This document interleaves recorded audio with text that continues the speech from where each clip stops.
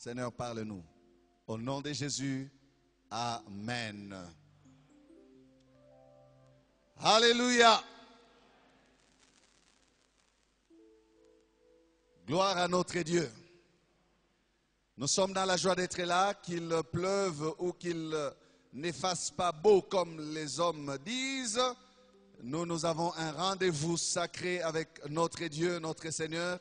Et nous sommes heureux, nous qui sommes là ce matin. Alléluia. Balance la main et salue la présence du Seigneur et ta propre présence. Dis Seigneur, je suis dans ta présence. Je suis là ce matin pour toi. Alléluia.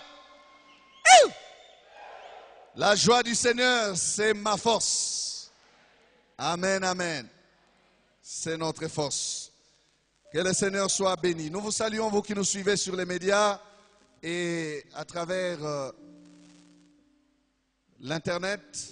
Que le Seigneur vous bénisse et qu'il vous soit favorable.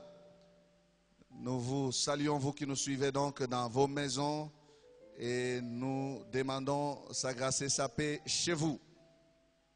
Nous allons proclamer ensemble 3 Jean 2. On y va. Bien-aimé, je souhaite que tu prospères à tous égards et sois en bonne santé comme prospère l'état de ton âme. Amen. Nous lisons, et je vais lire pour nous tous, Luc chapitre 10, 25 à 28. Nous gardons le même texte que dimanche passé. Un docteur de la loi se leva et dit à Jésus, pour l'éprouver, « Maître, que dois-je faire pour hériter la vie éternelle ?» Jésus lui dit, « Qu'est-il écrit dans la loi ? Qui lis-tu » Il répondit, « Tu aimeras le Seigneur ton Dieu de tout ton cœur, de toute ton âme, de toute ta force et de toute ta pensée, et ton prochain comme toi-même. » Tu y as bien répondu, lui dit Jésus. Fais cela et tu vivras. Amen. Bon appétit. Nous avons commencé à parler des devoirs des bien-aimés. Et nous avons dit, frères et sœurs, que les devoirs des bien-aimés se résument aussi en 2 types de devoirs, en 2 grands devoirs. Le tout est réuni là-dedans. Et nous sommes partis, bien-aimés, de la réponse de Jésus à cet homme, lui posant la question de savoir ce que la parole dit. Et cet homme a dit, il a donné les 2 commandements et le Seigneur lui a dit, tu as bien répondu. Nous parlions du premier devoir déjà le dimanche passé. Tu aimeras le Seigneur ton Dieu de tout ton cœur, de toute ton âme, de toute ta force et de toute ta pensée. Tu aimeras le Seigneur. Nous avons dit qu'aimer Dieu est placé à une dimension qui exige l'implication de tout notre être. Dieu exige toute notre force physique. Dieu exige de l'aimer avec tout notre cœur. Dieu exige que nous l'aimions avec toute notre pensée. Le moral, le mental, l'intellectuel, tout est là-dedans. Tout l'être doit se tourner vers cet amour de son Créateur et se donner à son Créateur, l'aimer totalement. Et cet amour, nous l'avons dit, est placé au-dessus de tout. Et même au-dessus de l'amour que l'on peut avoir pour soi-même. Jésus, quand il donnait les conditions pour que l'on soit ses disciples, il a dit, il faudra que celui qui veut le suivre haïsse son père, sa mère, ses frères, ses sœurs et même sa propre vie. Nous avons parlé de cela. Aujourd'hui, nous abordons le second devoir des bien-aimés. Nous sommes des bien-aimés et les commandements nous exigent non seulement de nous limiter à aimer Dieu, car nous avons aussi rencontré certaines personnes qui disent faire très peu des cas des autres. S'ils sont approuvés par Dieu, ça suffit. Ils veulent rien que Dieu. Mais l'homme font pas cas de lui. Si Dieu m'approuve, si Dieu m'accepte, si j'aime Dieu, ça suffit. Nous disons non, ce n'est pas vrai. Il y a un second devoir. Et ce devoir résume aussi en lui beaucoup de choses. Et le Seigneur disait que toute la loi et les prophètes sont réunis en ces deux commandements. Amen. Toute la loi et les prophètes sont réunis dans ces deux commandements. Le second donc, c'est tu aimeras ton prochain comme toi-même. Amen. Est-ce que nous pouvons les proclamer? Tu aimeras ton prochain comme toi-même. On y va. Tu aimeras ton prochain comme toi-même. Amen. Tu aimeras ton prochain comme toi-même. Comme toi-même. Bien-aimés, ces réponses, comme nous l'avons déjà dit, sont données par les docteurs de la loi. Et ces réponses ont été précises. Elles ont reçu l'approbation de Jésus-Christ, le Maître. Et Jésus lui a dit, tu as bien répondu, va, fais cela et tu vivras. Donc, la vie est attachée à ces deux commandements. Celui qui a observé ces deux commandements a donc accompli la loi et les prophètes. Celui qui a observé ces commandements a donc rempli les exigences que Dieu attend des bien-aimés. Oui, c'est vrai. La vie est attachée à ces choses. Oui, mes frères, mes sœurs, tout ce que nous avons à faire, c'est de nous disposer à obéir. Obéir avec un cœur d'enfant. Nous disposer réellement à laisser couler cet amour pour Dieu et pour notre prochain de notre cœur et à mettre en pratique ces choses. Il a dit, va et fais cela et tu vivras. Nous parlons d'aimer notre prochain. Il y a aimer Dieu plus que tout et il y a aimer son prochain comme soi-même. C'était précis, c'était clair. Il dit, tu aimeras ton prochain comme toi-même. Il y a ici, bien-aimé, la dimension. Il y a ici, bien-aimé, la quantité d'amour à utiliser, si je peux ainsi m'exprimer. Quelle dose, quel degré d'amour à utiliser pour mon prochain? C'est la même dose, c'est le même degré, c'est la même dimension à laquelle je me place pour moi-même. C'est à cette dimension-là que je vais placer mon amour pour mon prochain. Amen. C'était donc précis pour cet homme. Comme toi-même. Et c'est le commandement qu'il a dit. Pas moins, pas plus, mais égal à soi-même. Pas plus, pas moins, mais comme toi-même, comme moi-même. Mais il y a quelque chose de curieux qui se passe dans la suite de ce récit. La Bible dit, mais voulant se justifier, cet homme veut comprendre c'est de quel prochain dont il s'agit. Qui est ce prochain? Et je pense que chacun d'entre nous, non pas comme cet homme, comme voulant se justifier, mais comme pour bien comprendre encore de qui le Seigneur parle, nous avons besoin de poser aussi cette question comme cet homme l'a posée. Qui est mon prochain?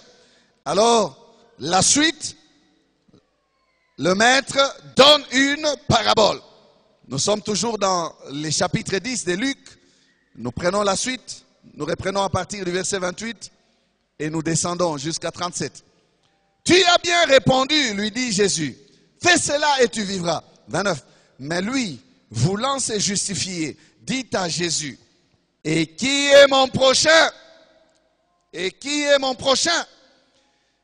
Jésus reprit la parole et dit, un homme descendait de Jérusalem à Jéricho. Il tomba au milieu des brigands qui le dépouillèrent le chargèrent de coups et s'en allèrent le laissant à demi-mort. Un sacrificateur qui par hasard descendait par le même chemin, ayant vu cet homme, passa outre. Un lévite qui arriva aussi dans ces lieux, l'ayant vu, passa outre. Mais un Samaritain qui voyageait, étant venu là, fut ému de compassion lorsqu'il le vit. Il s'approcha et banda ses plaies, en y versant de l'huile et du vin. Puis il les mit sur sa propre monture, le conduisit à une hôtellerie et prit soin de lui. Le lendemain, il tira 2 deniers, les donna à l'hôte et dit, « Aie soin de lui. Est-ce que tu dépenseras de plus? Je te les rendrai à mon retour. » Lequel de ces 3 te semble avoir été le prochain de celui qui était tombé au milieu des brigands? C'est celui qui a exercé la miséricorde envers lui, répondit le docteur de la loi. Et Jésus lui dit, va, et toi, fais de même. Amen. Vous allez remarquer que chaque fois que le Seigneur répond à cet homme et conclut avec lui, le Seigneur lui dit toujours, va et fais quoi? Fais de même. À la première série de questions, la conclusion du maître était toujours, va et toi, fais de même et tu vivras. Ou fais cela et tu vivras. Fais cela et tu vivras. Ici, fais de même et tu vivras. Ici maintenant, cet homme n'a pas l'occasion de s'échapper. À la première série, il lui a dit, fais cela et tu vivras. Il semble présenter un trouble. Envers qui je vais faire cela? Il veut s'échapper. Envers qui je vais faire cela? Maintenant ici, le Seigneur lui donne une parabole pour lui donner réellement la direction envers la personne où il doit diriger cet amour. Il dit, maintenant tu sais, tu ne peux plus t'échapper. Il ne lui dit pas, fais cela, mais il lui dit, fais de même. Alléluia. Il y a quelqu'un qui veut s'échapper d'exercer l'amour ici.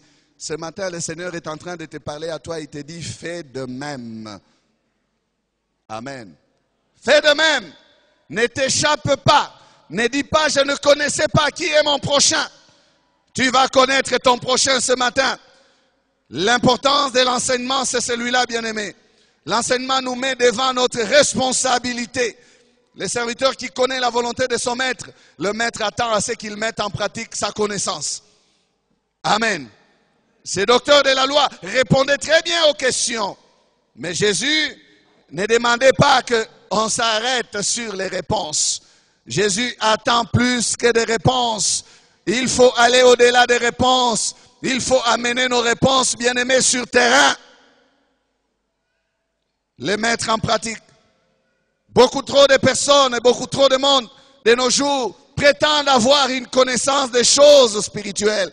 Mais quand on les voit vivre, oh là là, c'est là le problème. Quand on les voit vivre, quelle est la qualité de la vie que nous avons par rapport à la connaissance que nous avons?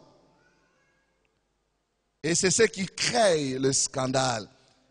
C'est lui que l'on pense être le connaisseur.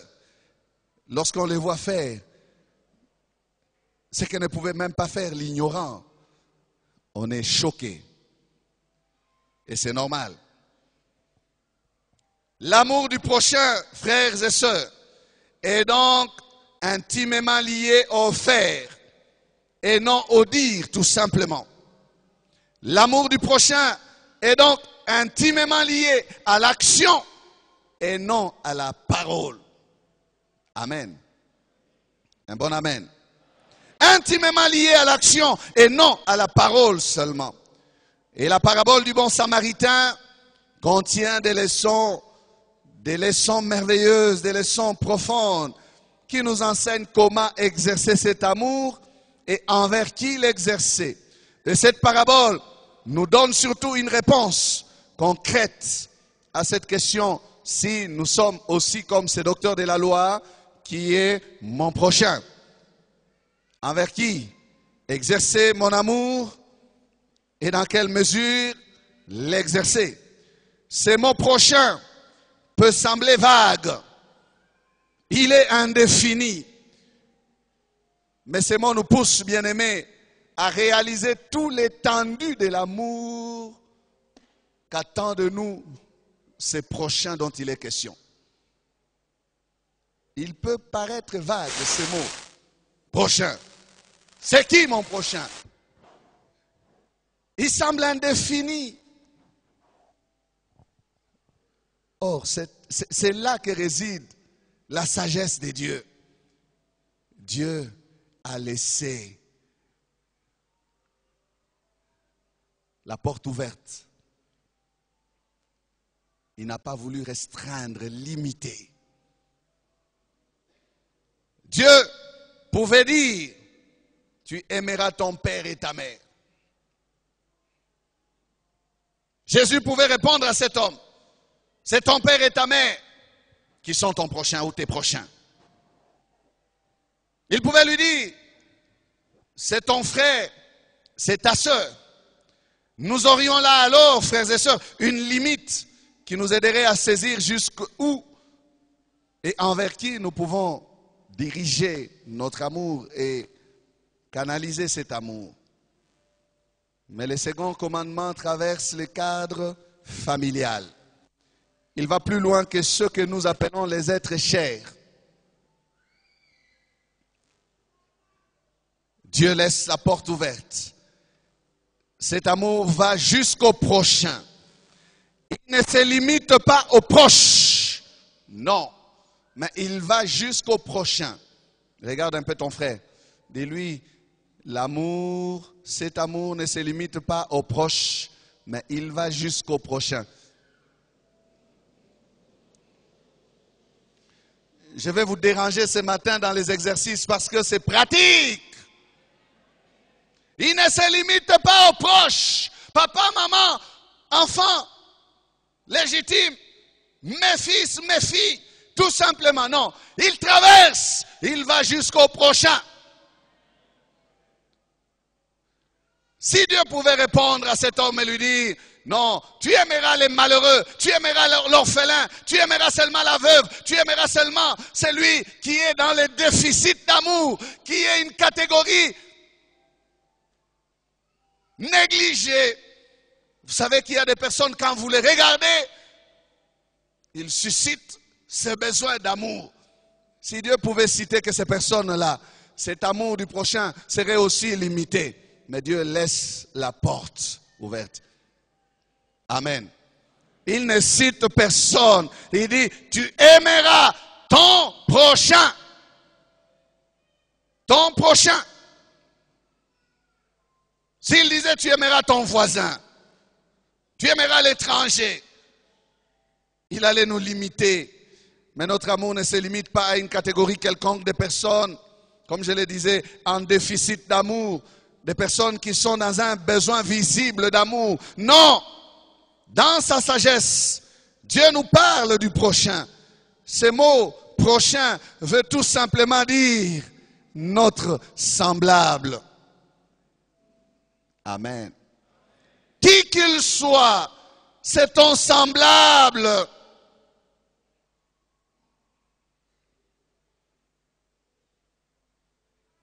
Quelqu'un qui est comme nous, un être humain, voilà notre prochain. Un être humain. Notre prochain, c'est qui donc? Notre prochain, c'est donc une personne comme nous, un être humain, homme ou femme. Si Dieu nous demande de l'aimer lui Dieu, plus que nous-mêmes, c'est parce que Dieu est plus grand que nous. Amen. Mais si Dieu nous demande d'aimer notre prochain comme nous-mêmes, c'est parce que notre prochain est comme nous. Amen. Dieu est plus grand que nous.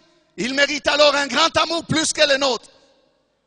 Mais notre prochain n'est pas plus grand que nous. Il n'est même pas moins grand que nous. Il est comme nous. Alors, nous devons l'aimer du même amour que nous avons pour nous. Amen. Je ne dois pas penser que je suis plus qu'un être humain. Non, frère, ne te trompe pas. Que ta position sociale ne te séduise pas. Parce que tu penses être au-dessus des hommes. Alors tu es plus qu'un homme. Non, tu n'es qu'un homme. Tu n'es qu'un homme. Et si tu n'es qu'un homme, l'autre, c'est aussi un homme. Tu n'as pas raison de les regarder d'en haut et de les regarder comme une quantité négligeable. Quelqu'un qu'il faut rejeter, qu'il faut négliger. Il est aussi un homme. Et un homme, c'est quelqu'un qui est fait de chair comme toi, qui a besoin d'aimer et d'être aimé. Voilà un être humain. Il aime et il aime être aimé. Notre prochain bien-aimé, c'est donc cette personne que nous connaissons. Oui, personne que nous connaissons, c'est notre prochain. Mais notre prochain, c'est aussi cette personne que nous ne connaissons pas. Nous avons tendance à n'aimer que des personnes que nous connaissons, ou nous avons tendance à n'aimer que des personnes qui nous sont favorables, de notre obédience, comme on dit, ceux qui nous soutiennent. Non, non, non, non, non. Notre prochain, c'est aussi une personne qui n'a rien à voir avec moi, mais comme il est un être humain, c'est mon prochain. Amen. Notre prochain peut être cette personne que nous connaissons, mais il peut être aussi cette personne que nous ne connaissons pas. Écoutez, le bon samaritain a été le prochain d'un homme qu'il ne connaissait pas. D'un homme qui n'était même pas en mesure de lui parler. Blessé et laissé là à demi-mort. Blessé et laissé à demi-mort. Le bon samaritain, il n'était pas juif, il était samaritain. Le blessé, lui, c'était un juif qui descendait de Jérusalem vers Jéricho. Amen. Mais le bon samaritain était un samaritain. L'amour bien-aimé du prochain traverse la tribu. Si l'amour était un cœur, la compassion serait les veines et les nerfs qui l'alimentent. Je répète cette pensée. Si l'amour était un cœur, la compassion serait les veines et les nerfs qui l'alimentent. Amen. Pour que le cœur vive, il doit être alimenté. C'est lui qui reçoit les sangs et qui les pompe.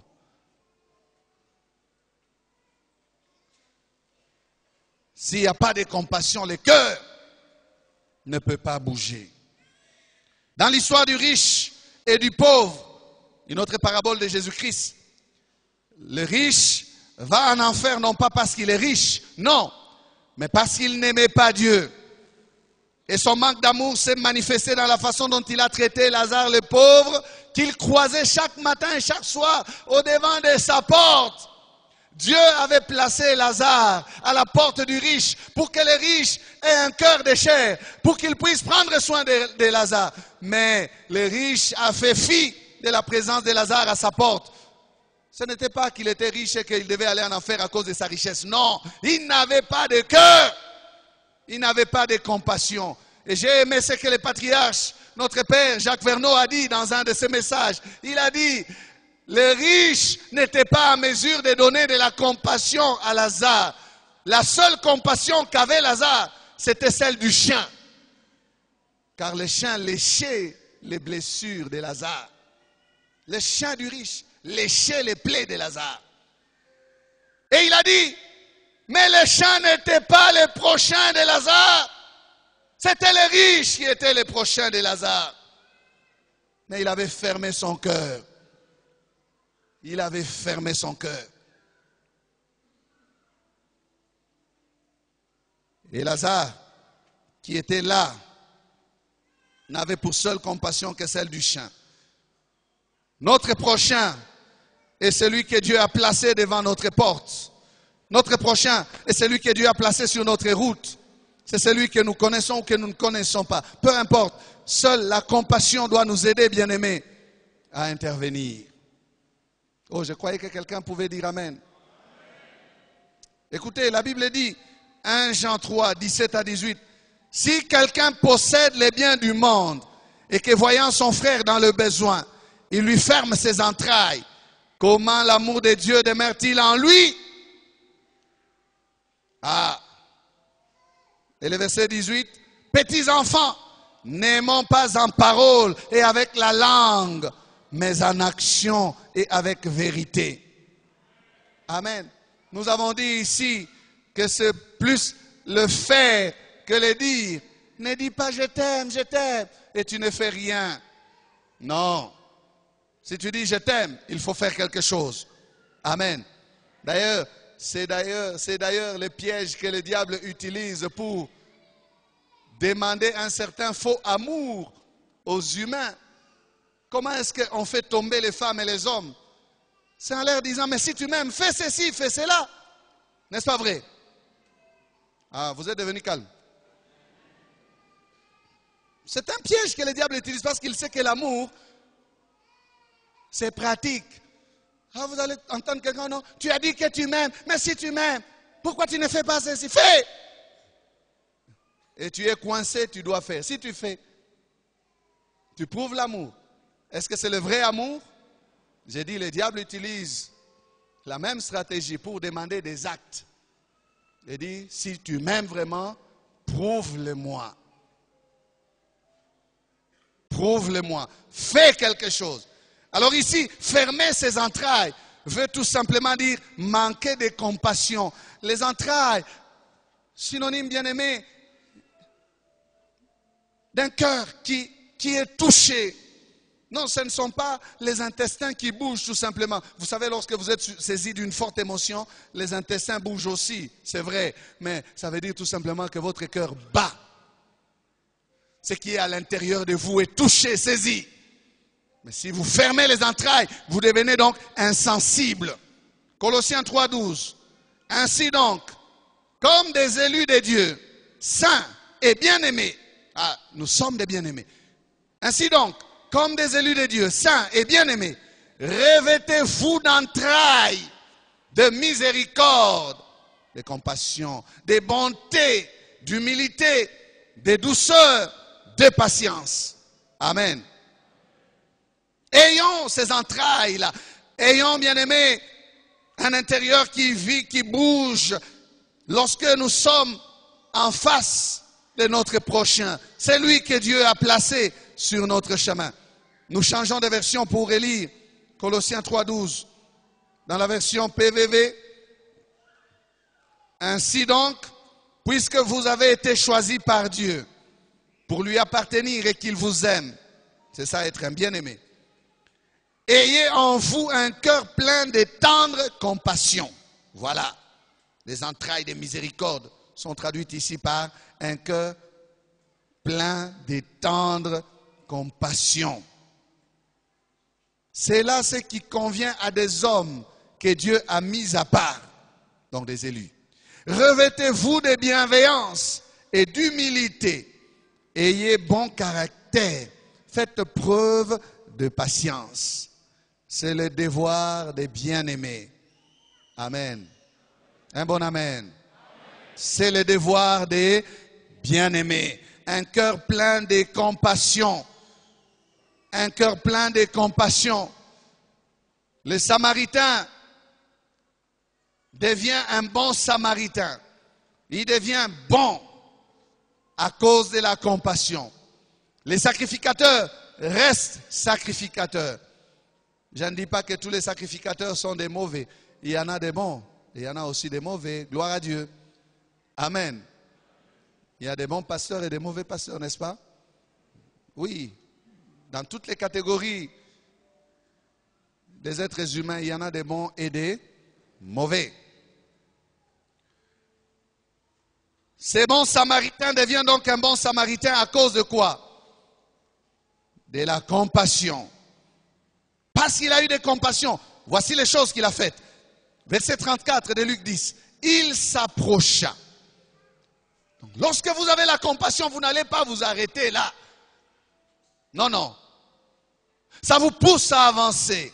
Il s'approcha et banda ses plaies, en y versant de l'huile et du vin. Puis il les mit sur sa propre monture, le conduisit à une hôtellerie et prit soin de lui. Il y a combien d'actions ici? Plusieurs actions dans un seul verset. Mais ça a pris des heures. Ça lui a pris peut-être toute une journée. Parce qu'il était ému de compassion. Il a stoppé son voyage. Il a changé de direction. Il ne s'est pas précipité à aller à son rendez-vous. Non. Voici des choses, des actions qu'il a posées. La première, il s'approcha. Ému de compassion, il fit quoi? Dites avec moi, il s'approcha. Lorsque vous avez compassion, vous ne pouvez que vous approcher du prochain. Vous n'allez pas les regarder à distance. Non. Il est éprouvé, vous allez vous approcher. Il a un problème, vous allez lui poser la question. Je ne te vois pas dans la joie. Qu'est-ce qui se passe? Il s'approcha.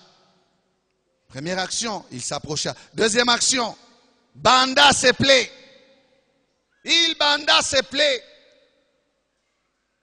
Quel cœur! La compassion, frères et sœurs, ne se limite pas à s'approcher et puis à dire Berk. Pourquoi tu t'es approché alors? Berk. Non, touche les plaies. Touche les plaies. Ibanda ses plaies. La compassion te poussera à intervenir dans la situation. Elle va te pousser à arrêter l'hémorragie de l'autre. La compassion intervient. Elle ne se met pas à distance, elle dit yo. Plusieurs personnes font ça. Ils disent yo. Mais ils te regardent. Yo. Ton sang continue à se vider. Yo. Yo. Eh bien, à Koufié. À Katier. Non. Il banda ses plaies. Il banda ses plaies. Frère, n'y a-t-il pas de blessés dans nos sociétés? N'y a-t-il pas de plaies qui attendent d'être soignées, traitées dans des vies et qui n'attendent qu'un prochain se lève pour dire tu es mon prochain, ta plaie là, c'est moi qui va ou qui vais la soigner. La compassion. Ne dis pas berk. Non. Non. Troisième acte de cet homme, du Samaritain. Il versa de l'huile. Il versa de l'huile. Le Saint-Esprit marche avec la compassion.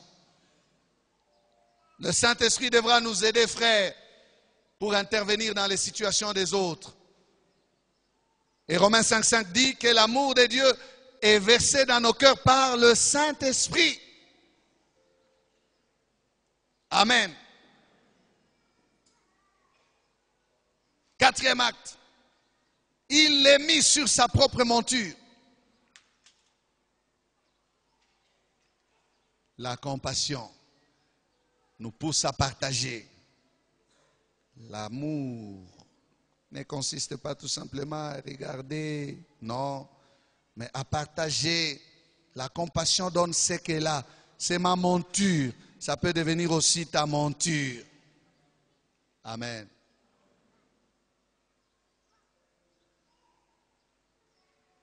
Frère, ta monture peut servir aussi aux autres. Tu aimeras ton prochain comme toi-même. Ta monture peut servir aussi à quelqu'un d'autre. Comme toi-même. Ne dis pas c'est ma monture. Avec son sang, il va la salir. Et puis c'est un cheval, pure race. Mais qu'est-ce que ça va? Oh là là, oh là là. Écoute, mais je n'ai pas les moyens de te prendre avec moi. Et puis, je ne vais pas dans la même direction. Écoute, je vais au service. J'ai un grand rendez-vous important. tu ne peux pas monter dans ma monture. Non, non, non. Écoute, est-ce que tu ne peux pas te débrouiller autrement? Hein? Tu aimeras ton prochain comme toi-même. Ta monture peut être la monture du frère. Ta monture peut être la monture de la sœur. Amen. Cet homme ne réfléchissait pas. Il ne se posait pas de questions sur « Oh, mais il va salir. » Non, non. Il a pris, il le prend. C'est des efforts à fournir. En voulant le mettre sur sa monture. Peut-être qu'elle était haute. On n'a pas dit si c'était une ânesse ou si c'était un cheval. Non, sa monture. Il était seul. Il devait faire recours à toute sa force. Hé, tiens-moi. Est-ce que tu m'entends? L'autre ne faisait que gémir. Aïe. Mais il a placé là, sur la monture. Et lui aussi a enfourché la monture. Et ils ont commencé à partir. Par compassion, frère. Tu ne peux pas dire, oh non, ça c'est à moi tout simplement. Ça, non, mais il n'y a pas de place ici. Va te débrouiller. Non, frère. La compassion peut te pousser à céder même ce que tu es, où tu as des propres, des particuliers à toi. C'est ce niveau-là, comme toi-même. Amen. Cinquième acte, le conduisit à l'hôtellerie. Il le conduisit à l'hôtellerie. La compassion cherche à mettre l'autre à l'abri. Elle le protège. Il a continué donc des actes de compassion. Il va le mettre à l'hôtellerie. L'autre ne lui a pas demandé de le mettre à l'hôtellerie. Il pouvait dire, mais écoute, tu habites où? Peut-être que cette personne ne parlait pas. Tu n'as pas de cousin quelque part? Bon, écoute, je vais te laisser au commissariat de la police. Non. Non. À l'hôtellerie. Sixième et dernier acte, et pris soin de lui. Et pris soin de lui. La compassion va au-delà de ce qui nous est demandé. La compassion peut t'inspirer à faire au-delà. Parce que c'est ton prochain. Quand tu réfléchis, tu dis, il aura aussi besoin d'un pain. Il aura besoin de manger demain. Il aura besoin qu'on change des bandes. Il aura besoin qu'on mette des produits. Il aura besoin qu'on fasse ceci. Il aura besoin qu'il soit lavé. Et pris soin de lui. Pris soin de lui. Tout est là-dedans, frère. Il prit soin de lui. Sa compassion le dirigeait à faire en avance même certaines choses. Cet homme est allé plus loin. Il a dit, je te laisse 2 deniers. Ça servira à les traiter maintenant et pendant mon absence. Si tu vas ajouter d'autres choses, tu les mets à mon compte. Je payerai quand je reviendrai. Alléluia. Lequel de ces 3 te semble avoir été le prochain de celui-ci? Maintenant, tu peux répondre à la question. C'est le bon samaritain. Amen. C'est le bon samaritain. Les Lévites n'avaient rien eu, quoi qu'il a vu la personne. Les sacrificateurs, la même chose. C'est celui qui a exercé la miséricorde envers lui qui passe pour être le prochain. C'était la bonne réponse. Et le maître lui a dit, va et toi, fais de même. Quand il lui dit, fais de même, il va lui dire, est-ce que va chercher des blessés? Va chercher les malades? Va chercher... Non. Quand tu crois un besoin et que tu as compassion, exerce la miséricorde. Bouge, fais de même. Amen. C'est le devoir des bien-aimés. Romains 13, verset 8 dit, ne devez rien à personne, si ce n'est de vous aimer les uns les autres. Car celui qui aime les autres a accompli la loi. Amen.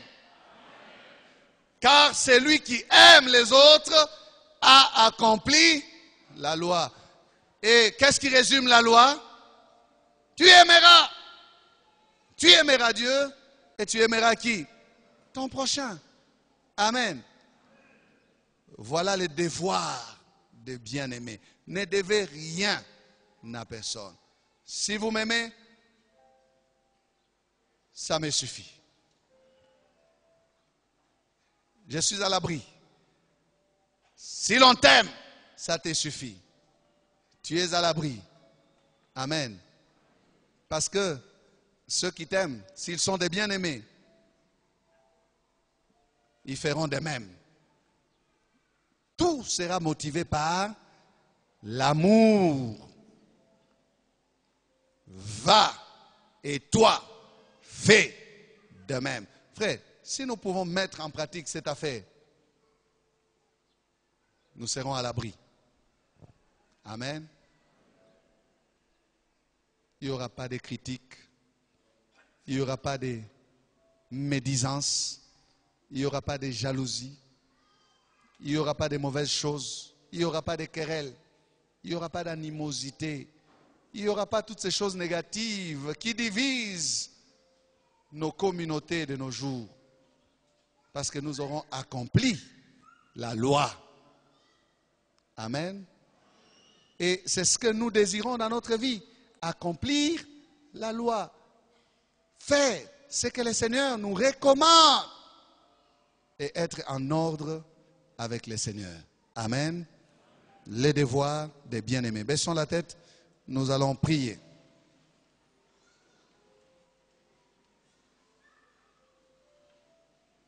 Le devoir des bien-aimés.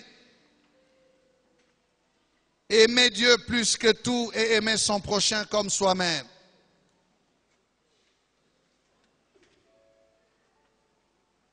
Jésus est le bon samaritain, par excellence. Il n'a pas regardé à sa gloire, il est descendu. Il a quitté sa monture de gloire et il est venu à terre, là où nous étions. Il a bandé nos plaies, nos blessures et il nous a pris. Il nous a laissés à l'hôtellerie qui est son église. Et il nous a laissés à la disposition du Saint-Esprit qui est l'hôtelier par excellence, celui qui prend soin de nous. Et il a dit que ce il nous fera, il reviendra pour terminer ce qu'il lui doit. Oui, Jésus reviendra un jour terminer ce qu'il a commencé en nous. Nous qui étions autrefois des blessés, laissés à demi-mort par le monde, par le diable, blessés à mort par le péché. Jésus a eu compassion de nous. Il est venu jusqu'à nous. Il a bandé nos plaies. Il nous a fait grâce. Nous avons son exemple et il nous invite à le suivre. Il nous invite à lui emboîter les pas. Va et toi, fais de même. Y a-t-il quelqu'un qui veut prendre cet engagement dans son cœur et dire, j'ai été tribaliste, j'ai été séparatiste, je n'exerce pas l'amour. Ce matin, Seigneur, tu m'as parlé. C'est à moi que tu as parlé. Frère, même si tu es seul, prends la décision, lève-toi et dis au Seigneur, verse cet amour dans mon cœur. Je veux aimer mon prochain